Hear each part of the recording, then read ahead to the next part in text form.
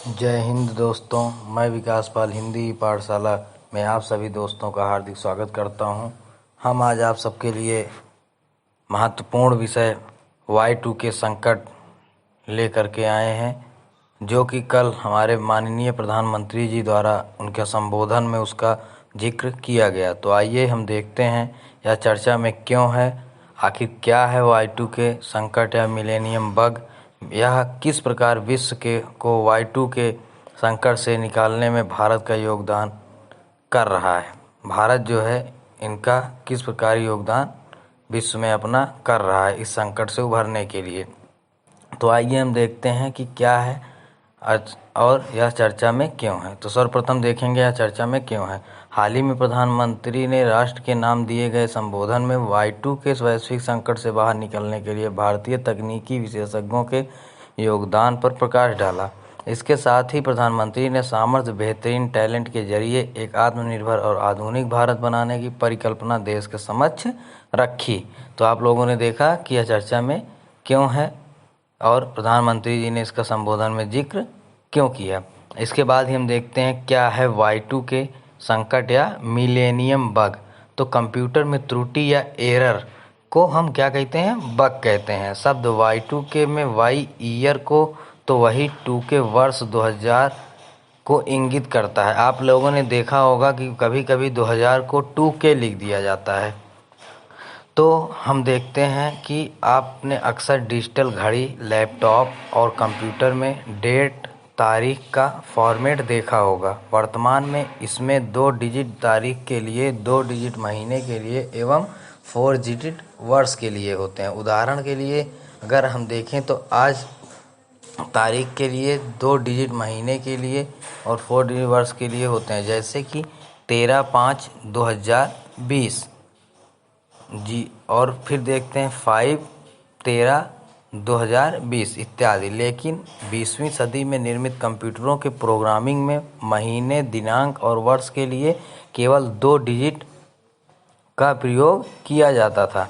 जैसे कि उदाहरण के लिए आज की डेट पुराने कंप्यूटर कुछ इस प्रकार से बताते हैं कि 13/5/2020, जो कि उस समय के लिए एक गलत डेटा होता था। इसको साधारण शब्दों में समझें तो 1999 के बाद सन 2000 में 1 जनवरी को कंप्यूटर 111 बताते हुए 100 साल पीछे चला जाता और 1 जनवरी 1901 के हिसाब से गणना करता। इसी संकट को Y2K संकट या मिलेनियम बग कहा गया। यह एक वैश्विक संकट के रूप में आने वाला था, क्योंकि कंप्यूटर से जुड़ी सारी सेवाएं, बैंकिंग, रेलवे, वायुयान, अस्पताल, संचार प्रणाली, ग्रिड प्रबंधन, औद्योगिक अनुप्रयोग इत्यादि क्या हो गए थे? ठप होने वाली थी। अब आइए हम देखते हैं कि यह विश्व को Y2K संकट से निकालने में भारत का योगदान। तो उदारीकरण के बाद भारत में सूचना और प्रौद्योगिकी क्षेत्र का क्या हुआ? धीरे धीरे विकास हो रहा था एवं 1999 तक कई IT कंपनियां स्थापित हो चुकी थी। Y2K संकट को दूर करने के लिए बड़ी संख्या में IT प्रोफेशनल के लोगों की आवश्यकता थी, जो कि सभी विकसित देशों के Y2K संकट का समाधान कर सके। भारत में इस समय कुशल श्रम बल मौजूद था, जिससे आउटसोर्सिंग के माध्यम से विश्व को अपनी सस्ती IT सेवाओं के द्वारा इस संकट में निकलने में महती भूमिका निभाई है। वस्तुतः इसी के बाद भारतीय IT इंडस्ट्री को वैश्विक कंपनियों माइक्रोसॉफ्ट, IBM इत्यादि से कॉन्ट्रैक्ट प्राप्त हुए एवं सेवाओं के निर्यात में भारत अग्रणी देशों में शुमार हो गया। संक्षेप में कहें तो अर्थव्यवस्था का बूस्टर सेक्टर कहे जाने वाले IT इंडस्ट्री का विकास Y2K संकट के बाद बड़ी तेजी से हुआ, क्योंकि भारतीय IT कंपनियों के राजस्व का लगभग 40% Y2K संकट के समाधान से आता था। वस्तुतः Y2K संकट में जहां भारतीय IT फर्म ने वैश्विक व्यवस्था को पटरी पर लाने में अपना महत्वपूर्ण योगदान दिया, वहीं इस सेक्टर ने भारतीय अर्थव्यवस्था के विकास को पटरी पर लाने में भी महत्वपूर्ण योगदान दिया।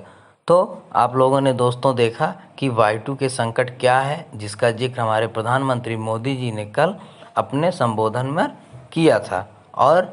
और इसमें आप लोगों ने एक बात ये भी देखा कि 2K क्यों लिखा जाता है और इसके पीछे क्या कारण था। तो इस तरह हम लोगों ने आज समझा अपने ऑडियो स्पेशल प्रोग्राम में Y2 के संकट क्या है।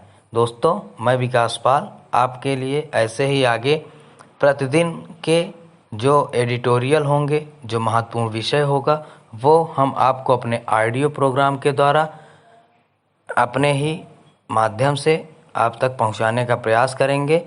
जय हिंद दोस्तों। आप लोग कोरोना से लड़ने में भारत सरकार की मदद करें एवं सोशल डिस्टेंसिंग का पालन करें। धन्यवाद।